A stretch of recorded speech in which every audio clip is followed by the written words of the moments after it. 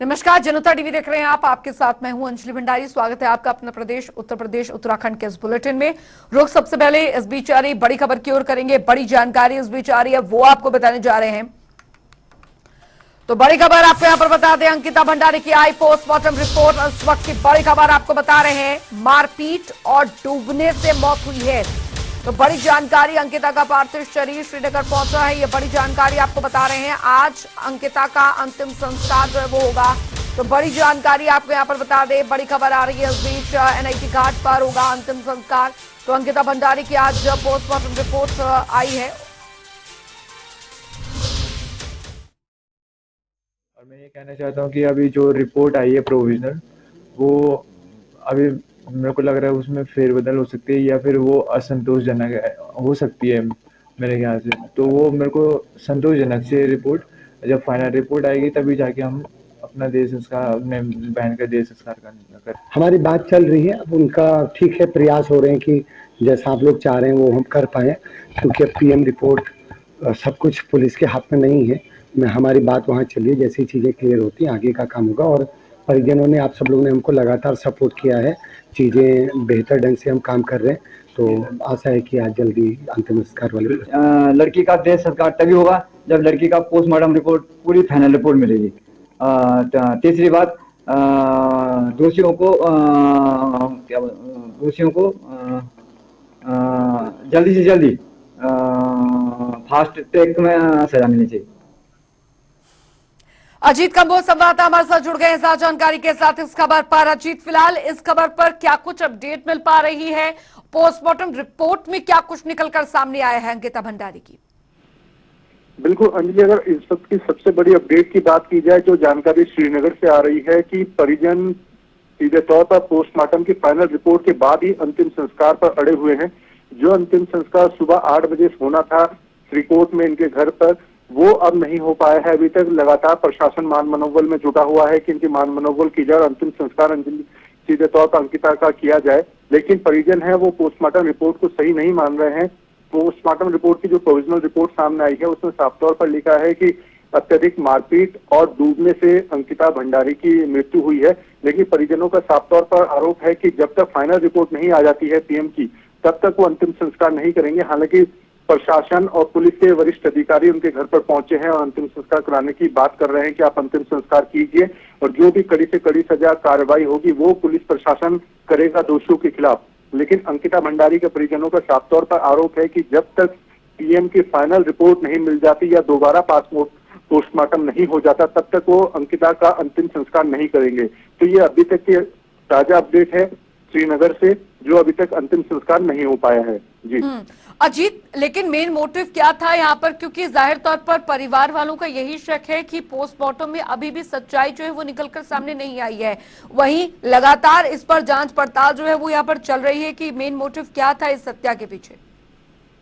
बिल्कुल आपने ठीक कहा अंजलि। अब जिस तरह से प्रोविजनल रिपोर्ट पर अगर नजर डाले तो एम्स के वरिष्ठ डॉक्टरों ने पोस्टमार्टम किया है और उनका साफ तौर पर प्रोविजनल रिपोर्ट जो सार्वजनिक हुई है उसमें लिखा हुआ है कि मारपीट और डूबने से मौत हुई है। और जिस तरह का बयान पुलकित आर्या और अन्य 2 आरोपियों की तरफ से दिया गया है कि इनकी बहस हुई थी चीला नहर के पास और जिस वजह से धक्का मुक्की में अंकिता नहर में जा गिरी, तो कहीं ना कहीं ये दोनों कारण रिपोर्ट से मिलते हुए जरूर नजर आ रहे हैं कि मारपीट हुई है और डूबने से मौत हुई है। लेकिन परिजनों का खुला आरोप है कि ये रिपोर्ट पूरी तरह से सत्य नहीं है। फाइनल रिपोर्ट इस पूरे मामले की होनी चाहिए, उसके बाद ही अंतिम संस्कार किया जाएगा। अन्यथा दोबारा पोस्टमार्टम कराया जाए अंकिता का और उसके बाद ही दूध का दूध पानी का पानी होगा। हालांकि पुलिस प्रशासन, जिला प्रशासन पूरे माहौल को भांप रहा है। वो लगातार नजर बनाए हुए हैं कि किसी भी तरह की स्थिति ना बिगड़े। वो परिजनों से रिक्वेस्ट कर रहे हैं। देर शाम को जब शव अंकिता का ऋषिकेश से श्रीनगर पहुंचा था तो उसके बाद से लगातार इस तरह की अटकलें शुरू हो गई थी कि अंतिम संस्कार सुबह नहीं किया जाएगा। हालांकि एक समय जरूर जारी किया गया था कि सुबह 8 से 9 बजे के बीच श्रीनगर घर से अंतिम शव यात्रा निकाली जाएगी और अलकनंदा किनारे अंतिम संस्कार होगा। लेकिन अभी भी जो ताजा अपडेट है, जो श्रीनगर से मिल रही है जानकारी कि अंतिम संस्कार नहीं हो पाया है। परिजन इसी मांग पर अड़े हुए हैं कि फाइनल पीएम रिपोर्ट सार्वजनिक की जाए या फिर दोबारा पोस्टमार्टम किया जाए। हालांकि पुलिस प्रशासन का दावा है कि वो मनाने में जरूर कामयाब होंगे। लेकिन अभी तक की ताजा अपडेट ये है कि पोस्टमार्टम के बाद से शव उनके घर पर पहुंच जरूर गया है श्रीनगर में, लेकिन पोस्टमार्टम हो चुका है, दोबारा पोस्टमार्टम की मांग हो रही है और अंतिम संस्कार अभी तक नहीं किया गया है। जी चलिए, बहुत बहुत शुक्रिया अजीत कंबोज इस तमाम जानकारी के लिए। आपसे आगे भी अपडेट लेते रहेंगे। एक और बड़ी खबर की रुख करेंगे। बड़ी जानकारी इस बीच आ रही है, वो आपको बताने जा रहे हैं।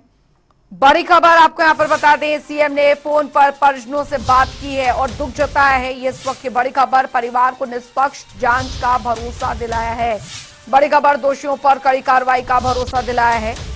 मुख्यमंत्री पुष्कर सिंह धामी ने कार्रवाई एक नजीर साबित होगी, इस बात का भी आश्वासन दिया है। तो सीएम ने फोन पर परिवार वालों से बात कर दुख जताया है। ये इस वक्त की बड़ी खबर, परिवार को निष्पक्ष जांच का भरोसा जो है वो मुख्यमंत्री की तरफ से दिलाया गया है। दोषियों पर कड़ी से कड़ी कार्रवाई होगी और ये कार्रवाई एक नजीर साबित होगी, ये आश्वासन दिया है परिवार वालों को।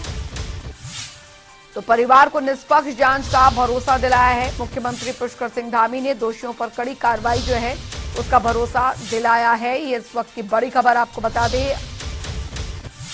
तो सीएम ने फोन पर परिजनों से बात की है, दुख व्यक्त किया है और अज्ञता के हत्यारों को कड़ी से कड़ी सजा जो है वो दी जाएगी, यह आश्वासन दिया गया है। आगे बढ़ेंगे, एक और बड़ी खबर की रुख करेंगे। बड़ी जानकारी आ रही है, वो आपको बताना चाह रहे हैं। तो बड़ी खबर इस बीच आ रही है, बड़ी खबर, दीनदयाल की प्रतिमा पर माल्यार्पण किया गया है। आज पंडित दीनदयाल उपाध्याय की जयंती है और सीएम योगी ने माल्यार्पण किया है किसानों को। सीएम योगी, तो बता दें आपको, किसानों को सीएम योगी मिनी बीज किट देंगे। योजना के लाभार्थियों को प्रमाण पत्र देंगे सीएम। 21 ट्रैक्टर्स को हरी झंडी दिखाएंगे। ये इस वक्त की बड़ी खबर आपको बता रहे हैं। तो आज पंडित दीनदयाल उपाध्याय की जयंती के मौके पर पंडित दीनदयाल की प्रतिमा पर माल्यार्पण किया है मुख्यमंत्री योगी आदित्यनाथ ने और इस मौके पर किसानों को मिनी किट बीज की जो है वो दी जाएगी। दीनदयाल की प्रतिमा पर माल्यार्पण किया मुख्यमंत्री योगी आदित्यनाथ ने। सीएम योगी ने माल्यार्पण किया है। बता दें आपको, किसानों को सीएम योगी मिनी बीज किट देंगे। योजना के लाभार्थियों को प्रमाण पत्र देंगे। ये बड़ी खबर आपको बता दें, पंडित दीनदयाल उपाध्याय की प्रतिमा पर माल्यार्पण किया है मुख्यमंत्री योगी आदित्यनाथ ने।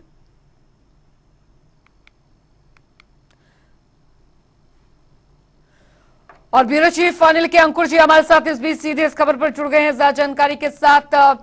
अनिल के अंकुर जी, फिलहाल आज किसानों को बीज की मिनी किट जो है वो आज देंगे मुख्यमंत्री योगी आदित्यनाथ। क्या कुछ कार्यक्रम जो है वो आज रहने वाले हैं? पंडित दीनदयाल उपाध्याय की आज जयंती के मौके पर माल्यार्पण भी किया उनकी प्रतिमा पर मुख्यमंत्री योगी आदित्यनाथ ने।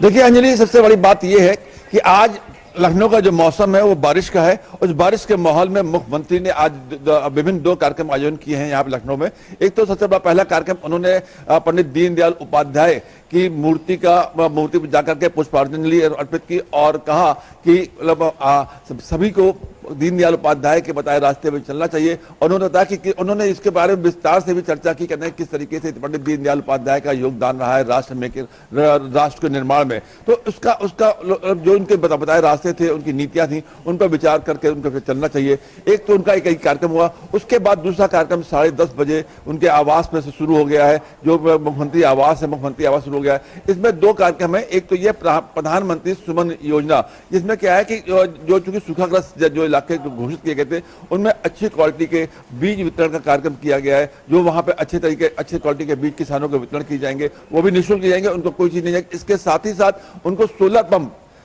पंप जो सिंचाई के लिए दिए जाएंगे। जहाँ सूखा पड़ता है वहाँ पे सिंचाई के लिए अच्छे से मतलब सोलर पंपों के जरिए, ताकि जहाँ बिजली आए ना आए लेकिन उनको लाभ मिल जाए, ये भी उनको निःशुल्क वितरण किया जाएगा किसानों को। इसके लिए उन्होंने वहाँ पे अपने घर पे आवास पे आयोजन किया है। इसके अलावा ट्रैक्टर 21 ट्रैक्टर भी प्रधानमंत्री योजना के तहत वो यहाँ पे किसानों को वितरित कर रहे हैं। ये एक केवल सूचनात्मक है, केवल प्रतीकात्मक कार्यक्रम आयोजित किया गया, फिर बाकी पूरे जिलों में इस प्रकार का वितरण किया जाएगा और इसमें ये कार्यक्रम अभी चल रहा है, उसमें पूरी जोर शोर से इसके कार्यक्रम के आयोजन शुरू है। जी और बिल्कुल किसानों को भी प्रोत्साहन जो है वो इस दिशा में राज्य सरकार द्वारा दिया जा रहा है, क्योंकि कल भी हमने देखा कि प्रगतिशील किसानों के लिए, खासकर जो प्राकृतिक खेती कर रहे हैं उनके लिए भी एक मंच जो है वो प्रोवाइड जो है वो किया गया है, उनके लिए मंच दिया गया है और आज भी किसानों को प्रोत्साहित किया जा रहा है और साथ ही साथ इस मौके पर, इस खास मौके पर उन्हें बीज की मिनी किट जो है वो वितरित की जाएगी आज मुख्यमंत्री द्वारा।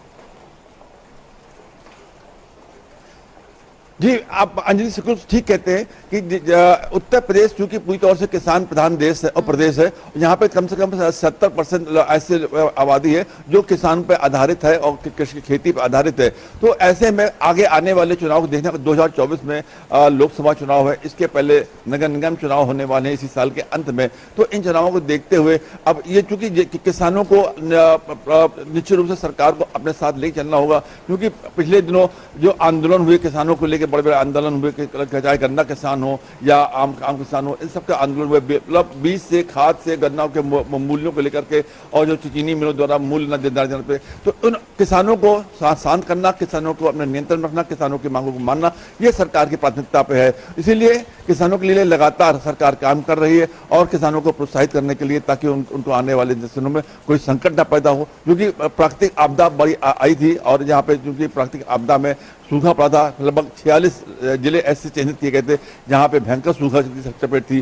तो ऐसी स्थिति में उन सारे जिलों को अच्छे बीज, अच्छी सिंचाई की व्यवस्था की जा सके, यही सरकार ने आज इसके प्रकार का आयोजन किया है। जी बिल्कुल, अनिल के अंकुर जी आप हमारे साथ बने रहिए। फिलहाल एक और बड़ी जानकारी हम आपको देने जा रहे हैं।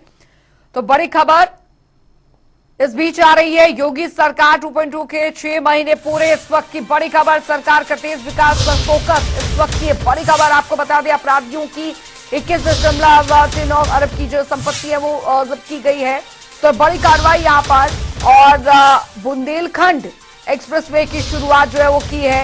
ये बड़ी खबर, 27 नवीन मंडियों का आधुनिकीकरण जो है वो भी किया गया है। एंटी नार्कोटिक्स टास्क फोर्स का गठन किया गया है।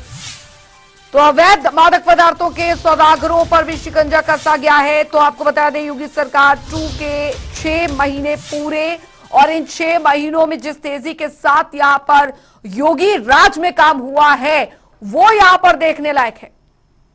अनिल के अंकुर जी हमारे साथ लगातार बने हुए हैं। अनिल के अंकुर जी, इन 6 महीनों में योगी सरकार 2.0 के कामों का अगर आकलन किया जाए तो तेजी पकड़ी है।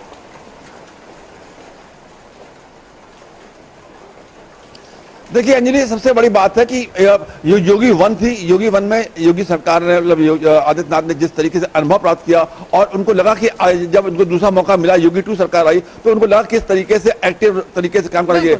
अगर हम पिछले चुनाव कार्यकाल की तुलना में करें तो इस बार उनकी स्पीड काफी तेज है, और जिस तरीके से उन्होंने अपराध नियंत्रण का मामला हो या फिर अपराधियों को पकड़ने का मामला हो या अवैध शराब बनाने का, अवैध शराब तस्करी का मामला हो, इस प्रकार के जो भी काम है अवैध तरीके से करने वाले कामों को नियंत्रण करने की कोशिश की है। महिला अपराधों पर उन्होंने महत्वपूर्ण काम किया है, जिसमें अब दावे से कहा जा सकता है कि उत्तर प्रदेश में महिलाएं बगैर सुरक्षा के रात में आराम से निकल सकती है, क्योंकि सुरक्षा व्यवस्था चाक चौबंद की गई है। इसे जनता में काफी तसल्ली की बात कही जा सकती है।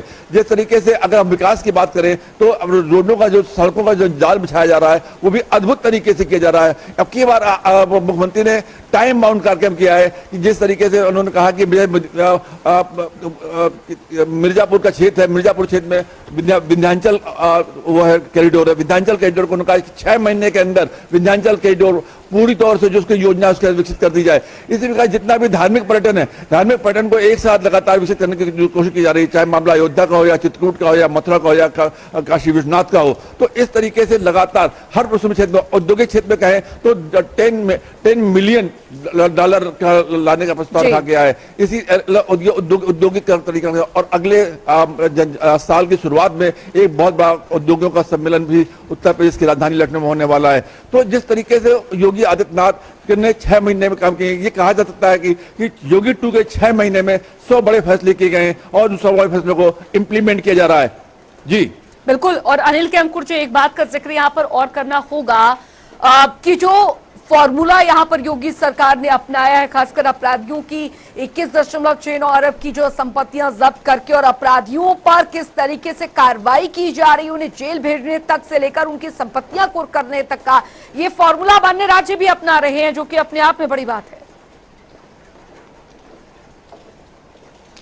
जी बिल्कुल सही अंजलि आपने कहा कि जिस तरीके से योगी आदित्यनाथ ने अपराधियों पर नियंत्रण पाने की कोशिश की है, भू माफियाओं पर नियंत्रण पाने की कोशिश की है, जो गोवंशियों को तस्करी करने वालों पर जो उन्होंने कार्रवाई की है, जिस तरीके से योगी आदित्यनाथ ने ये 6 महीने का कार्यकाल है वो उनका निश्चित रूप से बहुत अद्भुत रहा है। आपको बता दें अभी विपक्ष ने, समाजवादी पार्टी ने इसका तमाम आंदोलन चला करके विधानसभा सत्र के दौरान अपना विरोध दर्ज करने की कोशिश की थी, लेकिन मतलब योगी सरकार की मुस्तैदी के चलते वो अपने कार्यालय से बाहर नहीं निकल पाए और वो लोगों को वहीं पर समेट कर दिया गया, फिर वो लोग नहीं आ पाए।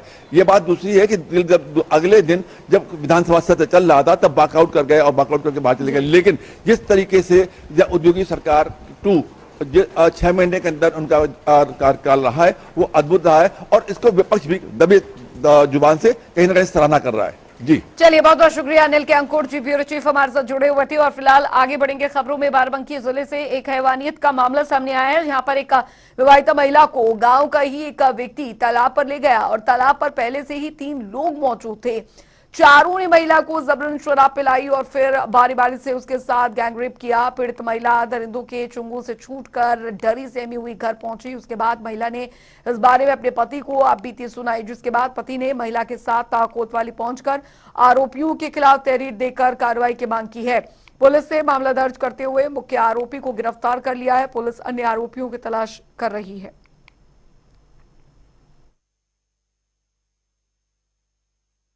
एक युवती द्वारा तहरीर दी गई कि उसके गांव के रहने वाले एक व्यक्ति ने उसे बहलाया फुसलाया, उसे एक मोबाइल फ़ोन दिया जिससे वो बात करता था और उन्हीं बातों में फंसाकर एक दिन उसको बुलाया और एकांत में ले जाकर उसके साथ जबरदस्ती बलात्कार किया।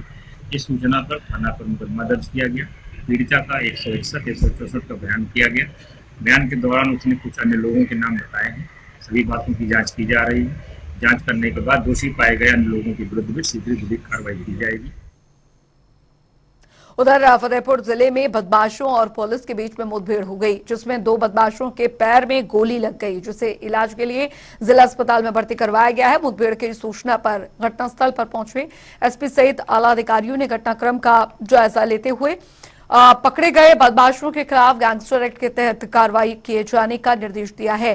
पहले से ही पकड़े गए दोनों गौ तस्करों के खिलाफ जिले के कई थाना क्षेत्रों में संगीन धाराओं में मुकदमा दर्ज है।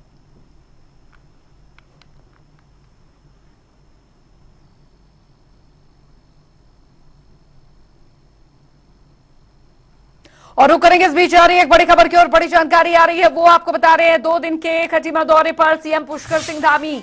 बड़ी जानकारी, आज सीएम धामी के कई कार्यक्रम प्रस्तावित हैं। ननकमत्ता गुरुद्वारा जाएंगे सीएम पुष्कर सिंह धामी और गुरुद्वारा जाकर मत्था टेकेंगे। ये बड़ी जानकारी आपको यहां पर बता दें। आज सीएम धामी के कई कार्यक्रम प्रस्तावित हैं, बड़ी खबर आपको बता रहे हैं। तो ननकमत्ता गुरुद्वारा जाएंगे आज पुष्कर सिंह धामी। 2 दिन के खटीमा दौरे पर सीएम पुष्कर सिंह धामी है, ये बड़ी जानकारी आपको बता रहे हैं।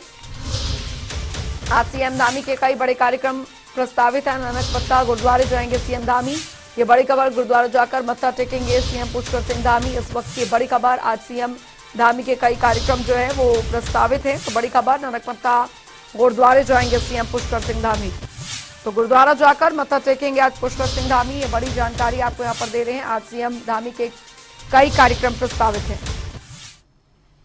एक और बड़ी खबर की ओर रुख करेंगे, बड़ी जानकारी आ रही है, वो आपको बताने जा रहे हैं। तो बड़ी खबर इस बीच आ रही है, राजस्व पुलिस व्यवस्था खत्म करने की मांग। इस वक्त की बड़ी खबर आपको बता दें, राज्य पुलिस एरिया सौंपने की मांग जो है वो की गई है। तो रेगुलर पुलिस को सौंपने की उठाई मांग, ये बड़ी खबर। कड़े कानून की मांग जो है इसने उठाई है, तो राजस्व पुलिस व्यवस्था खत्म करने की मांग उठाई है और सीएम को पत्र जो है वो भी लिखा गया है। ये बड़ी खबर, व्यवस्था खत्म करने की मांग की गई है। राजस्व पुलिस एरिया सौंपने की मांग की गई, रेगुलर पुलिस को सौंपने की उठाई मांग, कड़े भू कानून की मांग उठाई गई है। एक और बड़ी खबर की ओर रुख करेंगे, बड़ी जानकारी आ रही है, वो आपको बताने जा रहे हैं। तो बड़ी खबर, उत्तराखंड की घटनाओं पर बात हुई है, ये इस वक्त की बड़ी खबर। सीएम धामी ने राज्यपाल से मुलाकात की है, उत्तराखंड की घटनाओं पर बात हुई है। स्पीकर कंदूरी ने की मुलाकात, ये इस वक्त की बड़ी खबर आपको बता दें, उनसे भी मुलाकात जो है वो की गई है। विधानसभा भर्ती मामले में जानकारी दी है, भर्ती रद्द करने के फैसले की जानकारी जो है वो दी गई है। तो इस वक्त की ये बड़ी खबर, भर्ती रद्द करने के फैसले की जानकारी जो है वो यहां पर दी गई है। उत्तराखंड की घटनाओं पर बात हुई है, सीएम धामी ने राज्यपाल से मुलाकात की है, स्पीकर कंदूरी ने भी मुलाकात की है। उधर उत्तरकाशी से बड़ी खबर, जहां पर आपको बता दें कि आकम सिंह रावत के रिजॉर्ट पर चलेगा बुलडोजर। जी हां, बड़ी जानकारी आपको बता दें, यूकेएसएससी एग्जाम में नकल कराने का ये मुख्य आरोपी है। एसटीएफ की गिरफ्त में आए हाकम सिंह रावत, इस वक्त की बड़ी खबर आपको यहां पर बता रहे हैं। हाकम सिंह रावत पर गैंगस्टर की कार्रवाई जो है वो की गई। डीएम उत्तरकाशी के नेतृत्व में यह अभियान जो है वो चलेगा। तो बड़ी खबर, बड़ी जानकारी उत्तरकाशी से आ रही है। यूकेएसएससी एग्जाम में नकल कराने का मुख्य आरोपी एसटीएफ की गिरफ्त में हाकम सिंह, और हाकम सिंह रावत पर गैंगस्टर के तहत कार्रवाई जो है वो की जाएगी। डीएम उत्तरकाशी के नेतृत्व में यह अभियान जो है वो चलेगा। चलिए इसी के साथ इस बुलेटिन में अभी के लिए फिलहाल इतना ही। एक ब्रेक, आप बने रहिए जनता टीवी के साथ।